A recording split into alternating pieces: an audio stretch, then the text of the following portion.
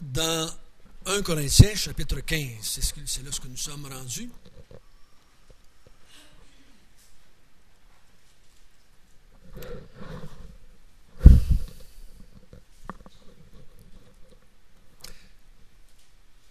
Quand Jésus-Christ a été arrêté, puis qu'on venait nous chercher pour l'emmener pour la crucifixion, qu'est-ce que les apôtres ont fait? Ils se sont sauvés. Hein? Ils sont devenus, on dit en québécois, des fois, ils sont devenus des pissous. Ils sont allés se cacher. J'ai déjà entendu une femme dire que c'était juste les hommes qui avaient été se cacher, pas les femmes. Pas sûr. Pas sûr. Pas sûr. Je pense que les deux. Il y avait des disciples, hommes et femmes, mais je pense que peut-être les deux sont allés. Parce qu'ils disaient qu'il y avait les femmes qui étaient allées jusqu'à la croix avec Jésus. Mais ils ont oublié, Jean était là aussi. Il y avait un homme. 2 femmes pour un homme, c'est pas pire. Mais ils ont commencé à avoir peur. Ils ont commencé à aller se cacher.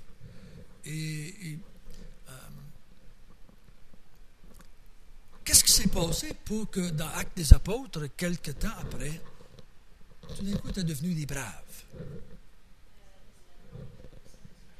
La Pentecôte était arrivée, mais qu'est-ce qui est arrivé avant ça? Avant la Pentecôte? Oui, avant ça. Non, il est ressuscité. Il faut qu'il ressuscite pour les apparaître, pour qu'ils les voient, puis en fait ça, il faut qu'il ressuscite pour que le Saint-Esprit vienne. Après qu'on été convaincus que Jésus était ressuscité, ils sont devenus des hommes et des femmes braves jusqu'à la mort. La résurrection a changé dans leur vie tellement de choses. Le fait qu'ils ont été convaincus, le fait que Jésus a apparu, mais aussi que cet esprit est venu dans leur vie et leur a donné la capacité d'assimiler cette vérité-là. Parce que il n'est pas les seuls à savoir que Jésus était ressuscité. Il y en a d'autres qui ont su que Jésus était ressuscité. Hein? Qui savait que Jésus était ressuscité? Puis à part les apôtres, à part les disciples, les soldats, les pharisiens, beaucoup de monde ont su que Jésus était ressuscité. Mais est-ce que ça a fait un effet dans leur vie? C'est pas de le savoir seulement, parce qu'il y a beaucoup de vérités qu'on sait qui ne font aucun effet dans notre vie. Mais c'est par le Saint-Esprit qui vient habiter, que lui prend la vérité et transforme nos vies. Ça prend ça prend les deux, vérité et Saint-Esprit. Si j'ai juste le Saint-Esprit et que je n'ai pas la vérité, ça ne fait rien non plus. Ça prend les deux, vérité et Saint-Esprit, et ça change la vie d'une personne. Des vérités bibliques sont venues dans nos vies par rapport à l'Évangile, et le Saint-Esprit est venu. On nous a appliqué ça dans notre vie, on a fait comprendre les implications de tout ça, on nous a appliqué ça dans notre vie, et ça a changé notre vie pour toujours. Donc ça prend les deux. Ça prend toujours les deux. Le Saint-Esprit et les vérités. Les Corinthiens,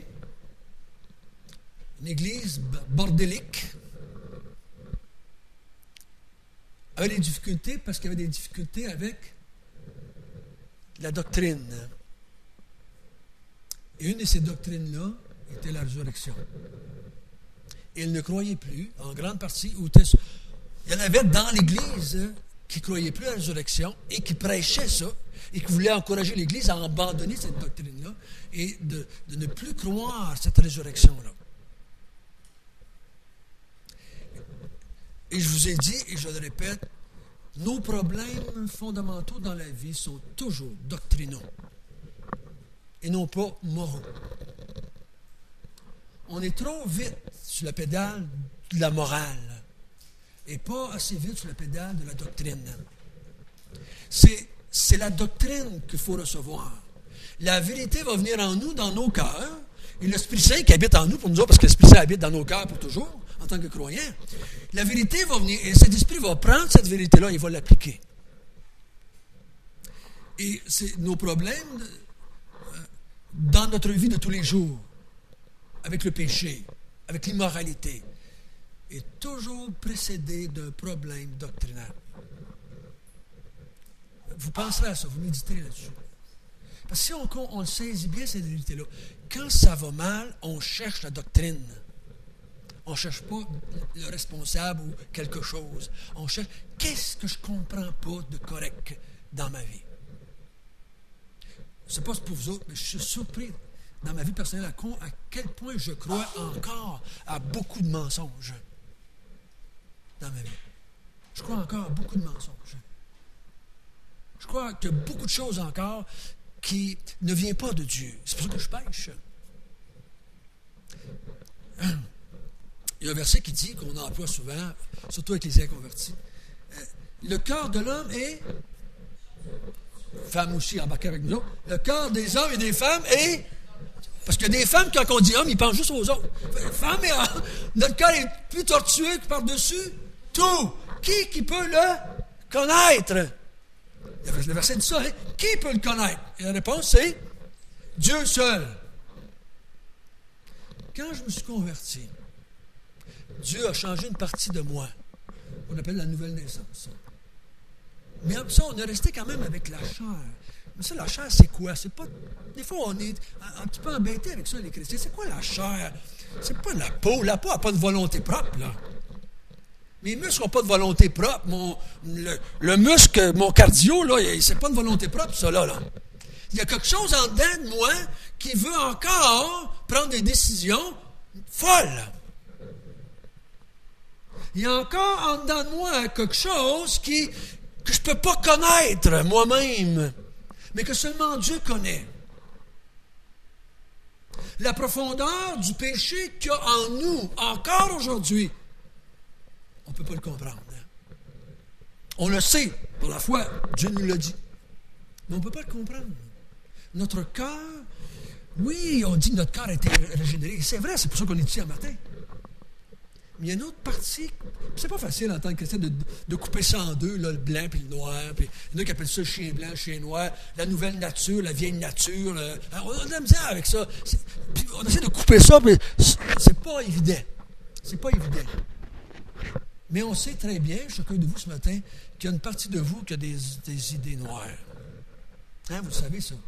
Il y a une partie, quelque chose en vous qui pense mal, qui pense au péché, qui désire le péché. Mais il y a une partie de vous qui veut la gloire de Dieu. Ça aussi, c'est une réalité. Et c'est la guerre continuelle, tous les jours de notre vie, jusqu'à temps que Dieu vienne nous chercher. Mais il faut apprendre à se méfier de cette partie de nous qui est là encore. Et je disais à quelqu'un cette semaine, dès qu'on se réveille, qu'on rouvre les yeux, il y a une partie de nous qu'on appelle la chair dans les Écritures, qui veut faire le mal,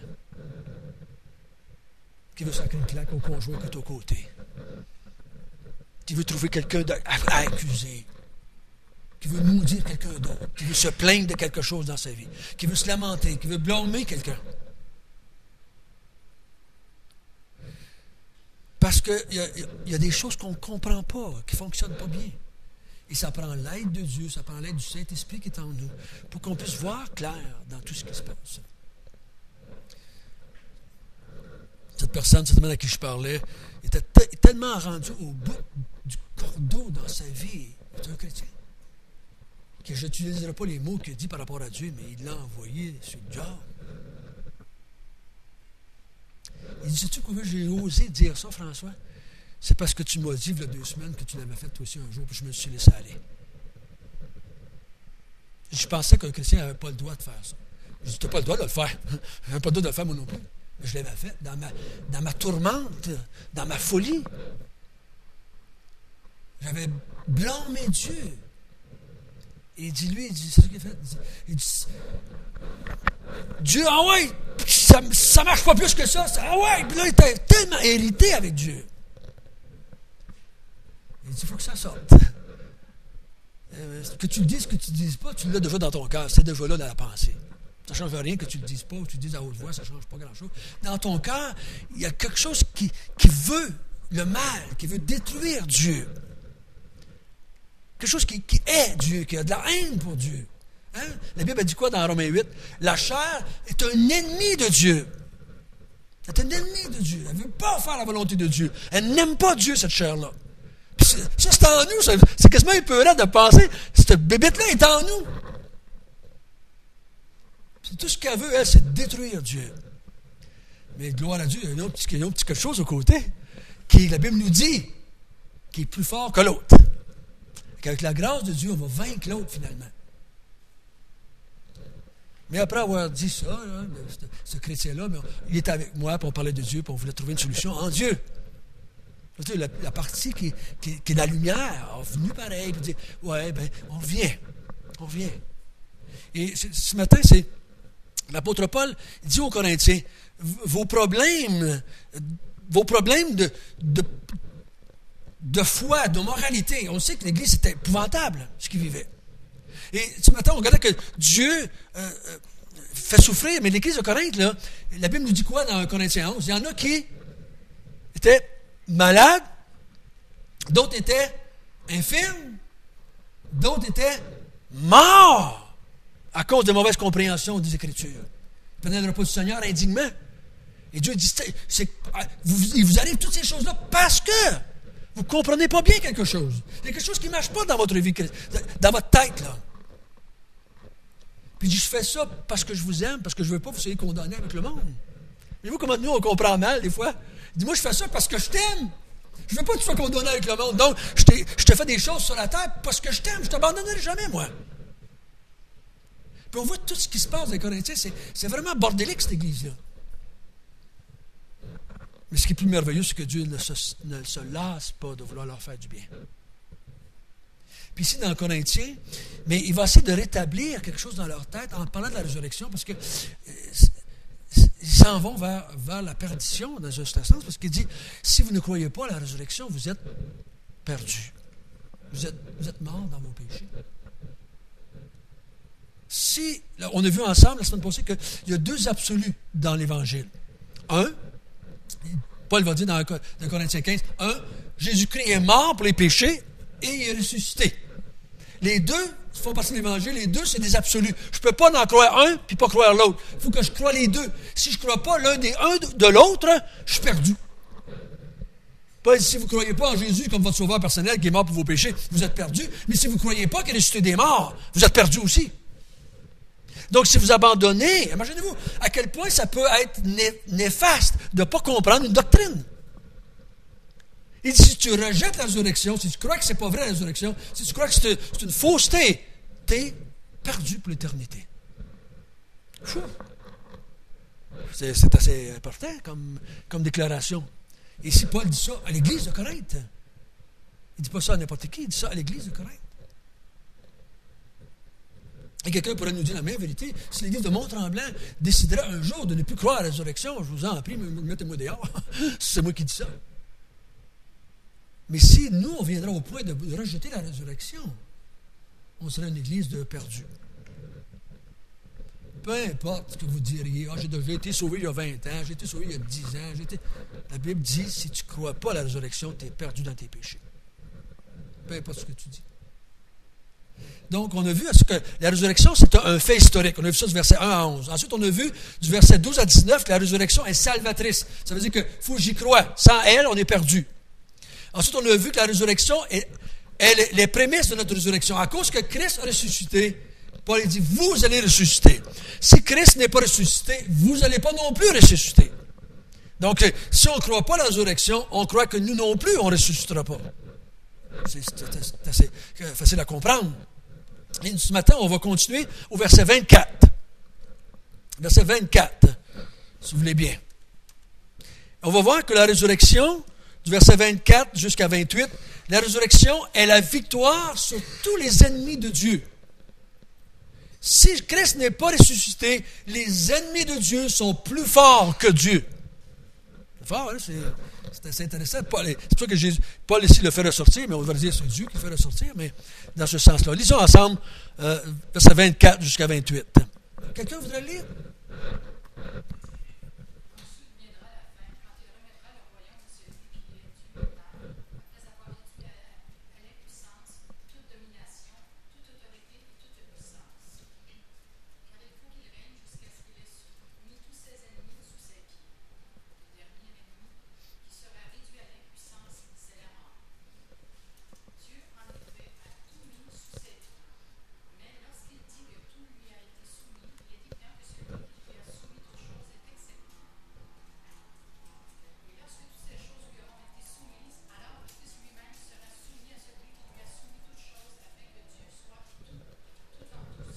Donc ici, l'apôtre Paul, il dit que la résurrection donne victoire sur tous les ennemis de Dieu.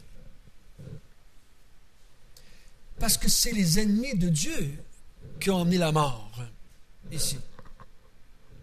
Il dit le but, il a vaincu toute domination, toute autorité, toute puissance, et le dernier ennemi qui était la mort. Il dit qu'il y a une victoire sur tous ces ennemis-là, qui sont les ennemis de Dieu, et par le fait même, nos ennemis. Parce que nous, on est dans le camp de Dieu. On est avec Dieu. Il dit, si Jésus n'est pas ressuscité, ces ennemis-là ne sont pas vaincus. Et la mort n'est pas vaincue. Parce que la mort était plus forte que Jésus lui-même. Parce que Jésus était en mort à cause du péché. Et qu'il n'aurait pas été capable de sortir de la mort, c'est que la mort était plus forte que lui. La mort l'aurait retenu dans le tombeau. Mais il dit, la mort n'étant pas plus forte, il a vaincu la mort. Et nous autres, automatiquement, la mort n'a plus de pouvoir sur nous parce qu'on est en Jésus-Christ. Nos ennemis sont vaincus. Et Jésus l'a dit quand il est sorti. On ne voit pas tout l'accomplissement aujourd'hui dans le monde parce qu'il faut qu'il fasse son deuxième retour et qu'il nous ressuscite à notre tour et qu'on soit tous ressuscités. Et là, il va détruire tout le restant. Mais on le croit par la foi, hein, que sa résurrection est notre résurrection et qu'un jour il va venir, il va nous ressusciter. Il va mettre une fin à tout cela. Ce verset-là est souvent utilisé par... je fais une parenthèse ici juste pour le mentionner. Ce verset est utilisé par les témoins de Jéhovah pour nous dire que Jésus-Christ est inférieur à Dieu parce qu'il lui est soumis. Et quand les témoins de Jéhovah sortent ça pour vous, qu'est-ce que vous leur dites? Comment vous leur expliquez ça? Parce que Jésus ici dit, il va soumettre tous les ennemis de Dieu. Par sa résurrection, il a tous soumis, les ennemis de Dieu, et ils sont tous au pied de Dieu. Mais Dieu n'est pas soumis à Jésus, c'est Jésus qui est soumis à Dieu. Comment est-ce que vous expliquez ça aux témoins de Jéhovah? Comment vous expliquez ça pour votre vie personnelle? Est-ce que Jésus est inférieur à Dieu? Parce qu'il se soumet. Si on a de la misère avec ce verset-là, c'est souvent parce qu'on a de la misère à comprendre le mot soumission. Moi, savez qu'est-ce que je demande? Je demande dans cela? Je leur demande, est-ce que ta femme est soumise? Surtout si la femme est avec eux autres, c'est plus difficile à répondre. Ils disent, est-ce que votre femme est soumise? La plupart du temps, ils vont dire oui. Et là, je leur dis, es-tu inférieur à toi à cause de ça? Est-ce qu'elle est inférieure à toi? Et là, ils répondent pas mal moins vite dans ce temps-là. Surtout si leur femme est avec eux autres. La soumission n'a rien à voir avec une infériorité quelconque, avec un rang quelconque. Elle a à voir seulement avec une façon de fonctionner. C'est Jésus-Christ que Dieu a envoyé Jésus-Christ. La Bible nous dit que c'est lui qui l'a envoyé. Mais ça ne veut pas dire que Jésus était un serviteur moindre ou moins important, parce que c'est Dieu qui l'a envoyé. C'est juste un rôle, une façon de fonctionner. La soumission n'a rien à voir avec ma nature. Si Jésus est de nature divine, ça n'enlève pas sa nature divine d'être soumis à Dieu. Moi, je leur dis ça. De quelle nature Jésus est? Es-tu un être humain? Es-tu un être angélique? Ou il est un être divin? Il y a juste trois possibilités, il n'y en a pas d'autres dans la Bible. S'il est un être divin, le fait qu'il se soumet à Dieu n'enlève pas cette nature divine-là. Puis s'il est un être divin, la Bible nous dit qu'il y a juste un Dieu, donc il est Dieu. Il n'y a pas deux. Mais ici, tout cela, tout ce qu'il y a sur la terre est soumis à Dieu présentement. Il va l'être d'une façon totale à la fin des temps, à cause de la résurrection de Jésus. Tout le monde va être soumis. Tout le monde va être au pied de Dieu et dans la soumission. Donc, c'est vraiment une grande vérité. Parce que si on ne croit pas à la résurrection, on n'a rien à faire. On n'a rien à faire avec ça. Nos ennemis sont plus forts que nous. Une autre vérité, versets 29 à 33. 29 à 33. Autrement, que feraient ceux qui se font baptiser pour les morts? Et si les morts ne ressuscitent absolument pas, pourquoi se font-ils baptiser pour eux? Et nous, pourquoi sommes-nous à toute heure en péril? Chaque jour, je suis exposé à la mort, je l'atteste, frère, pour la gloire dont vous êtes pour moi le sujet. et Jésus-Christ notre Seigneur. Si c'est dans la vue humaine que j'ai combattu contre les bêtes à Éphèse, quel avantage me revient-il? Et si les morts ne ressuscitent pas, mangeons et buvons, car demain nous mourrons. Ne vous trompez pas, les mauvaises compagnies vont corrompre les bonnes mœurs. Donc, la résurrection nous donne la capacité d'accepter la souffrance au nom du Seigneur Jésus-Christ. Ici, il dit, pourquoi est-ce que j'accepterais de souffrir pour Jésus si Jésus n'est pas ressuscité? Donne-moi une autre explication. Pourquoi est-ce que je souffrirais pour quelque chose qui n'est pas vrai? Parce qu'on dit qu'il est ressuscité des morts, mais ça ne serait pas vrai. Donc pourquoi est-ce que j'accepterais de mourir pour quelqu'un? Et quand on étudie la théologie, c'est une des preuves, on appelle ça des preuves externes, que le fait que les apôtres, dans leur première génération, ont accepté de mourir pour Jésus-Christ ressuscité, est une preuve qu'ils l'avaient bien vu ressusciter. Il n'y aura jamais... C'est une chose de compter des menteries, puis dire qu'il était ressuscité, puis c'est pas vrai. Mais de mourir pour une menterie, ça, c'est pas mal fou. Mais le fait qu'ils ont accepté de mourir parce que Jésus-Christ était ressuscité démontre qu'ils croyaient vraiment qu'il était ressuscité. Mais il dit, pourquoi est-ce que vous acceptez de mourir, de souffrir au nom de Jésus, si Jésus n'est pas ressuscité des morts? C'est fou. C'est complètement idiot de faire ça. Et s'il n'est pas ressuscité, arrêtez de souffrir. Qu'est-ce qu'il dit de faire à la place? Mangeons et buvons, car demain nous mourrons. Donc, c'est quoi? Faisons la fête. Faisons la fête. Faisons la fête. Ne souffrons pas pour le nom de Jésus, ça ne donne absolument rien. Mais il dit plutôt, embarquons dans la gang avec eux autres, puis fêtons, amusons-nous pendant qu'on est vivant. Parce qu'il dit, ça ne sert absolument rien. Mais qu'est-ce qui causait ça? Qu'est-ce qui causait qui était pour manger et boire et corrompre leurs bonnes mœurs, les habitudes chrétiennes? Qu'est-ce qui faisait ça? C'était qu'ils ne croyaient pas à une doctrine. Et tu ne crois pas à la résurrection? Pète-toi à fraise. Vas-y, mon gars. Aujourd'hui, on dirait sniff, fais n'importe quoi, pique-toi, fume un joint, va te pacter, paye-toi du bon temps. On va mourir demain, puis ça ne sert absolument à rien, ces affaires-là. Voyez-vous comment il relie la vérité au comportement? Moi, je vous encourage, les chrétiens, faisons attention. Nous autres, on essaie de changer notre comportement sans avoir une vérité avec. Moi, je dis, je trouve la vérité et le comportement va suivre. Je fais ce là avec mes propres enfants. J'ai voulu changer leur comportement sans qu'ils comprennent la vérité. Savez-vous ce que ça a fait? Des rebelles. Ça fait juste des rebelles. Parce qu'ils voulaient qu'ils changent leur comportement. Un comportement, ça ne change pas, à moins qu'une vérité rentre dans le cœur, dans l'esprit de la personne, et que le changement se produise selon Dieu. Parce que j'essaie d'en faire, aujourd'hui, ce que je comprends, des gens religieux, tu sais, des gens qui sont gentils, sont fins, puis font tout ce que je dis, puis sont obéissants. Mais dans le fond, c'est juste des pécheurs perdus, là, ça ne faisait rien, c'est bien beau à l'extérieur, mais ça ne change absolument rien dans leur cœur. Aujourd'hui, ce que je ferais, je mettrais plus d'emphase pour leur faire comprendre les vérités que d'essayer de changer leur comportement par des règles ou des lois. Je ne vous dis pas qu'il ne faut pas les aider à avoir un bon comportement, mais il ne faut certainement pas se fier sur le comportement pour croire qu'ils ont été changés. Combien d'entre nous, parents, ou dans nos églises, en tant que chrétiens, on a cru que certaines personnes étaient sauvées parce qu'ils avaient un bon comportement. Oh, mon gars est sauvé, le gars, il va à l'église, fait ci, fait ça. Puis d'un coup, on se retrouve quelques années après, puis pataf, il est parti complètement, il ne veut plus rien savoir de Dieu, il maudit Dieu, puis c'est fini. Parce qu'on s'est fié sur le comportement. Il ne faut pas qu'il y ait juste un changement de comportement.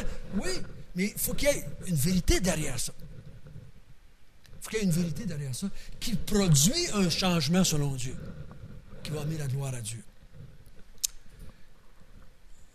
Une autre vérité, donc il dit, faites attention aux faux docteurs que parmi vous, parce que si vous croyez aux faux docteurs, ça va corrompre vos bonnes mœurs.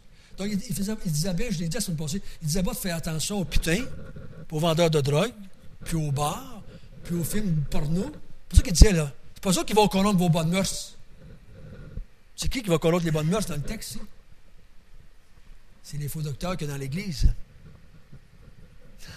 C'est les faux docteurs qu'il y a dans l'Église. C'est pas la putain du coin, là. Nous, on veut se méfier de l'extérieur parce qu'on veut protéger notre comportement, on veut avoir une bonne attitude, qu'on se garde loin de ces gens-là, quand le problème n'est pas là. Le problème est ici, entre les oreilles, ici, là. Il y a quelqu'un dans votre église qui vous enseigne quelque chose de pas vrai et ça corrompt vos bonnes mœurs. Ça corrompt vos bonnes habitudes de vie. Donc, faites attention, je peux vous en sortir des salés des fois. François ne dit pas toujours la vérité. Parce que je ne suis pas infaillible. Je ne suis pas infaillible. On n'est pas des papistes, nous autres, là. On ne croit pas à l'infaillibilité du pape, on ne croit pas à l'infaillibilité du pasteur non plus. Donc, je peux vous dire une vérité. Et si vous, c'est pas une vérité. Je ne fais pas exprès, là. Je ne vais pas mon parle, là. Quand je vous l'ai dit, je pense que c'est la vérité. Il y en a qui me regardent, ils m'ont vu le 15e, puis ils savent ce que je suis en train de dire. Que je vous ai dit quelque chose il y a 15 ans, puis là, je vous dis le contraire aujourd'hui. J'espère Dieu que je ne dirai pas dans 15 ans une autre affaire variable. Je vous ai dit encore des conneries il y a 15 ans, on change encore. Il faut être prêt à s'adapter, que la vérité nous transforme. Et elle va faire un changement. Versets 35 à 50. La résurrection nous équipe pour le nouveau monde. Paul dit, si vous ne croyez pas à la résurrection, quand le nouveau monde va venir s'établir, vous ne pouvez pas y rentrer. Vous ne pouvez pas en faire partie. Parce qu'il faut qu'il y ait un changement dans vous, physiquement, pour vous faire partie du nouveau monde que Dieu va établir. C'est intéressant, ça, hein? Il dit, si vous n'avez pas cette résurrection-là, vous ne pouvez pas faire partie des nouveaux cieux, nouvelle terre. Ça prend la résurrection pour faire partie de cela. Verset 35. Mais quelqu'un dira, comment les morts ressuscitent-ils? Avec quel corps viennent-ils? Insensé. Ce que tu sèmes ne reprend point vie. Et s'il meurt, et ce que tu sèmes, ce n'est pas le corps qui naîtra. C'est un simple grain de blé peut-être, ou d'une autre semence. Puis Dieu lui donne un corps comme il lui plaît. Et à chaque semence, il donne un corps qui lui est propre. Toute chair, excusez-moi, je suis au verset 39. Toute chair n'est pas la même chair, mais toute autre est la chair des hommes. Autre celle des quadrupèdes, autre celle des oiseaux, autre celle des poissons. Il y a aussi des corps célestes et des corps terrestres. Mais autre est l'éclat du corps céleste et autre celui des corps terrestres. Autre est l'éclat du soleil, autre l'éclat de la lune, et autre l'éclat des étoiles. Mais même une étoile diffère en éclat d'une autre étoile. Ainsi en est-il de la résurrection des morts.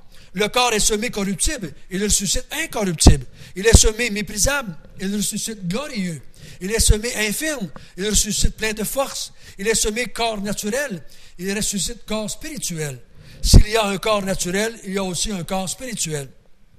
C'est pourquoi il est écrit, le premier homme, Adam, devient un homme vivant, et le dernier Adam est devenu un esprit vivifiant. Mais ce qui est spirituel n'est pas le premier, c'est ce qui est naturel. Ce qui est spirituel vient ensuite. Le premier homme tiré de la terre est terrestre, le second homme est du ciel. Tel est le terrestre, tels sont aussi les terrestres. Et tel est le céleste, tels aussi sont les célestes. Et de même que nous avons porté l'image du terrestre, nous portons aussi l'image du céleste. Ce que je dis, frère, c'est que la chair et le sang ne peuvent hériter du royaume de Dieu et que la corruption n'hérite pas du royaume de Dieu. De l'incorruptibilité. Donc, tous ces longs versets-là, Paul est en train de dire, le corps que nous avons présentement ne peut pas hériter des nouveaux cieux, nouvelles terres. Il ne peut pas. Est-ce quelqu'un qui a déjà semé des patates? Hein, on sème des patates. Vous savez, des patates. Et si vous arrachez un coton de patates, mettons, un mois après, les patates ne sont pas prêtes, mais en l'arrachant, souvent, il va suivre la vieille patate. Elle est toute là, elle est noire, à tatiner, puis elle sent pas bon. Mais elle, en mourant, elle a donné la vie à des dizaines de patates. Les autres sont bonnes. Puis Paul, il prend le même exemple ici. Il dit, le grain que tu mets en terre, il faut qu'il meure. Il faut qu'il meure pour en produire d'autres. Il dit, ce que vous avez, votre corps terrestre, il faut qu'il meure pour qu'il y en ait un autre qui vienne. Il faut que vous soyez transformés pour faire partie des nouveaux cieux, nouvelles terres. Il dit, ce corps-là, qui est corrompu encore, qui a été maudit par Dieu. Vous n'avez pas pensé ça, hein? La Bible dit que Dieu a maudit la création. Puis nous autres, on fait partie de la création. Après le péché, Dieu a maudit la création. Puis il dit que la création va souffrir, va être malade, va être détruire. Ça va être dur dans la création. Ce corps-là, il est plein de corruption. Hein? La Bible nous dit ça. Corruption. C'est pourri, ça, cette affaire-là. Ça ne peut pas hériter du royaume des cieux. Donc, si ça ne peut pas hériter, et Dieu veut que je vive avec un corps, parce que Dieu m'a créé avec un corps, donc il veut que je vive pour l'éternité avec un corps. Il dit, il faut que je t'en donne un nouveau. Donc, s'il n'y a pas de résurrection, tu ne peux pas faire partie du nouveau cieux, nouvelle terre. Parce que le nouveau cieux, nouvelle terre, ou le royaume des cieux, ce n'est pas un monde spirituel, ça va être un monde bien terre à terre, avec une terre, avec des arbres, avec des animaux, avec des êtres humains qu'on va pouvoir toucher. Ça va être un monde physique et matériel. On ne vivra pas dans le nouveau cieux, nouvelle terre, avec juste un esprit. Dieu veut qu'on ait un corps pour vivre là. Donc il dit, avec quel corps tu vas aller s'il n'y a pas de résurrection? Donc ça te prend un corps nouveau, Dieu. Et ça, c'est la résurrection de Jésus qui te prépare à avoir cette résurrection-là, qui va te donner un nouveau corps et qui va être apte à vivre dans les nouveaux cieux, nouvelles terres. Un nommé Duchesne, il me semble, c'est Deschênes qui s'appelait. Lui, il était venu au monde infirme. Je ne sais pas si vous l'avez connu. Mais la première fois que je l'ai vu, j'étais tellement mal à l'aise, je me suis détourné. J'ai fait de la semblant de ne pas le voir.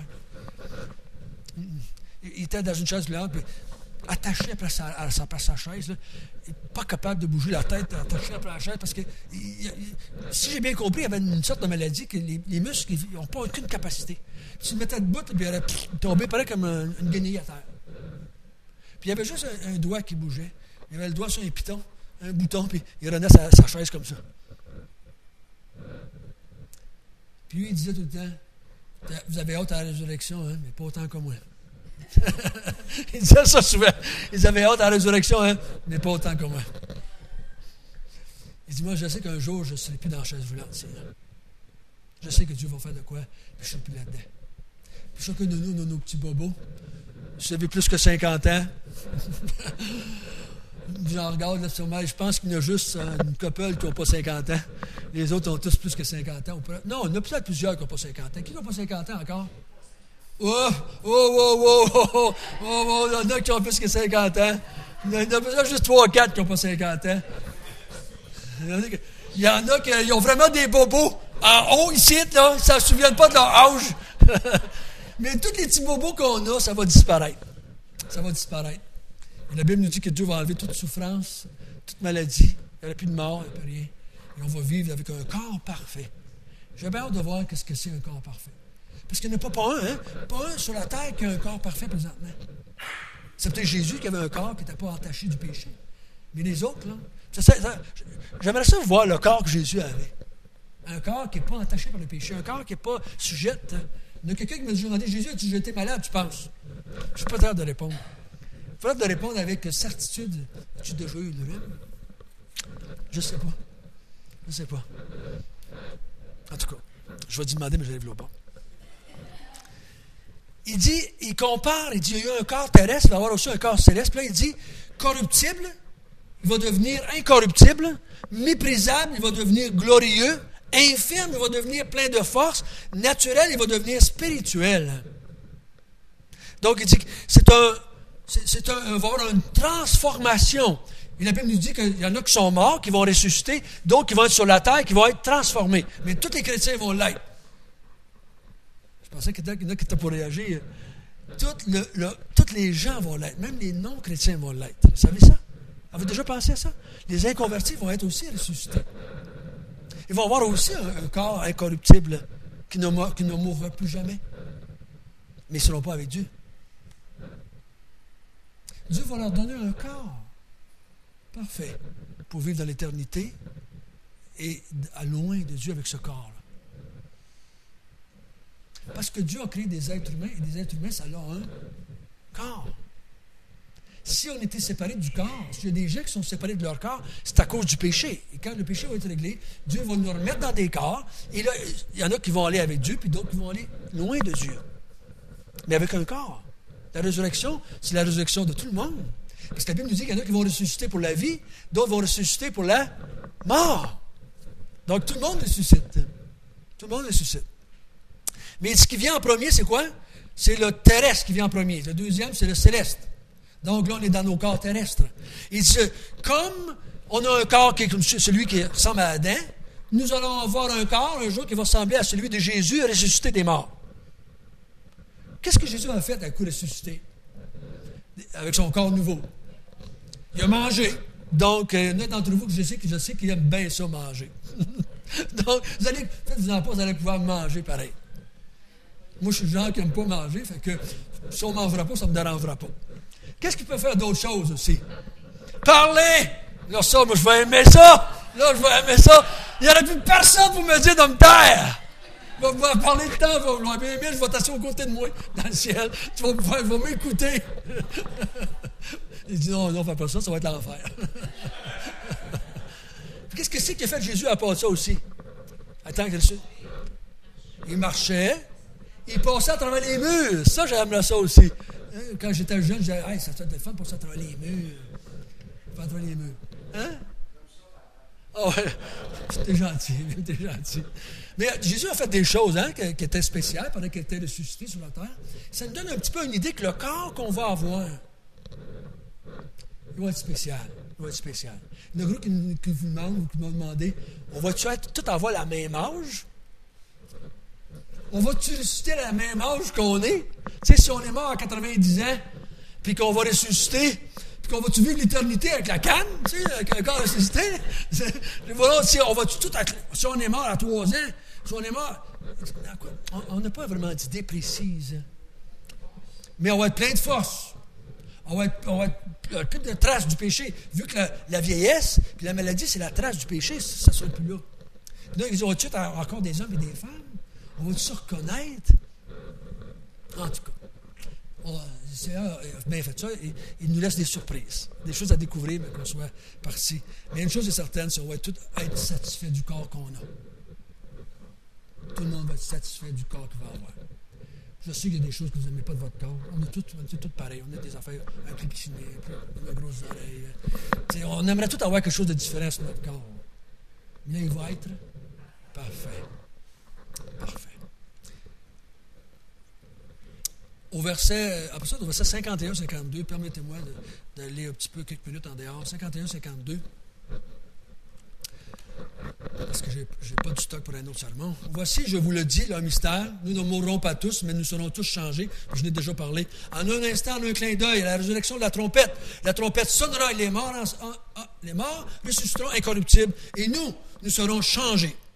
Car il faut que ce corps corruptible revête l'incorruptibilité et que ce corps mortel revête l'immortalité. Lorsque ce corps corruptible sera revêtu de l'incorruptibilité et que ce corps mortel sera revêtu d'immortalité, alors s'accomplira la parole qui est écrite, la mort a été engloutie dans la victoire. Quand est-ce que ça va avoir lieu la résurrection? C'est marqué là. Marqué là. À la dernière trompette. Mais je ne vais pas demander quand elle va sonner la trompette, je vais demander quand va avoir lieu la résurrection, à la dernière trompette. Et quand c'est la dernière trompette, ça veut dire qu'il n'y en a pas d'autre après. C'est la dernière. Donc la résurrection va avoir lieu à la fin des temps. Va lieu à la fin des temps. De ce monde comme on le connaît aujourd'hui. Ça va être fini à ce moment-là. Il y en a qui vont être changés, il y en a d'autres qui vont être transformés. Et là, on va avoir revêtu. Ça va avoir lieu juste à la fin des temps. Fait qu'espérez pas ça de votre vivant. C'est à la fin des temps. Il faut attendre que ça s'accomplisse. Et le dernier, c'est que la résurrection, au verset 53 jusqu'à 57, on a lu une partie, nous donne du zèle. Allez voir le verset 58, on va terminer avec celui-là. Verset 58. Ainsi, mes frères bien-aimés, soyez fermes, inébranlables, travaillant de mieux en mieux à l'œuvre du Seigneur, sachant que votre travail ne sera pas vain dans le Seigneur. Comment est-ce qu'il encourage les chrétiens à travailler de mieux en mieux? Ça pourrait être traduit aussi dans le grec de plus en plus. De mieux en mieux et de plus en plus. C'est équivalent. Il dit, comment il les encourage? Il dit, si vous voulez travailler de mieux en mieux à l'œuvre du Seigneur, c'est que vous croyez à la résurrection. Si vous ne croyez pas à la résurrection, votre travail est vain. Mais vu qu'il y a une résurrection, votre travail n'est pas vain. Donc, ça va nous encourager à travailler de mieux en mieux, à faire de mieux en mieux. Donc, le Seigneur nous encourage, nous autres aussi, en tant qu'Église à Tremblant, d'être encouragés, non pas par des lois ou des règles, mais par des vérités. Par des vérités. Ce qui décourage, c'est des mensonges. Ce qui encourage, c'est des vérités. Et quand quelqu'un, vous apercevez que si quelqu'un ne travaille pas comme il devrait travailler, ça ne sert à rien de le blâmer, ça ne sert à rien de critiquer. C'est de trouver une vérité et de lui donner la vérité. Paul ici dit aux Corinthiens, croyez à la résurrection et ça va vous aider à travailler de mieux en mieux jusqu'à temps que le Seigneur vienne nous chercher. C'est ce qui va nous aider. Donc, c'est un puissant encouragement à la résurrection. Des fois, on a de la misère à croire quel effet ça a sur moi aujourd'hui. Mais je vais vous donner une idée. Si vous voulez savoir quel effet ça a sur vous de croire à la résurrection, arrêtez d'y croire. Arrêtez d'y croire. Vous allez voir les effets que ça va faire. Parce que des fois, on ne s'aperçoit pas. Parce qu'on le croit. C'est dans notre cœur, c'est là, on le croit. On ne s'aperçoit pas que si on n'y croirait pas, qu'est-ce que ça fait?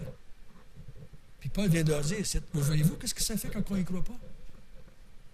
Et il y a beaucoup de vérités comme ça qui nous empêchent de faire un paquet de conneries. Je peux-tu vous donner un petit conseil? Méditez pas trop longtemps sur vos conneries. Méditez sur le fait que Dieu vous empêche d'en faire un paquet. Par les vérités qu'il a mises dans votre cœur. Prions ensemble. Notre Père du ciel, qu'est-ce qui nous empêche de faire toutes sortes de folies? Qu'est-ce qui nous empêche ce matin d'aller s'agenouiller devant des idoles, des statues de plantes ou de bois? C'est seulement les vérités que tu as mises dans notre cœur. On n'a aucune gloire pour cela. Mais tu as mis des vérités dans notre cœur et tu as mis le Saint-Esprit. Et ces vérités-là nous empêchent de faire toutes sortes de choses. Hein?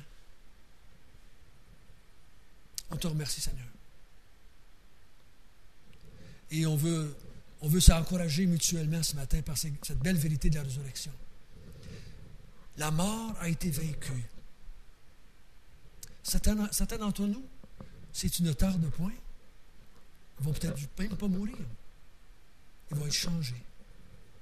Ils vont partir habiter dans un nouveau monde. Hein. Ceux qui sont morts avant nous, on va les rejoindre.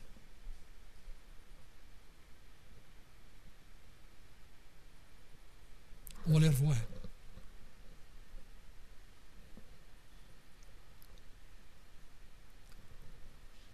On va pouvoir chanter avec eux. La gloire éternelle de Jésus-Christ. C'est notre prière, Seigneur. Garde-nous dans la foi.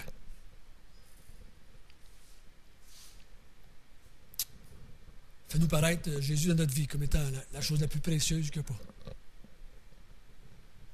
Que les choses de ce monde ne nous attirent pas au point de nous éloigner de toi. Garde-nous attachés à toi. Et nous te glorifierons pour l'éternité.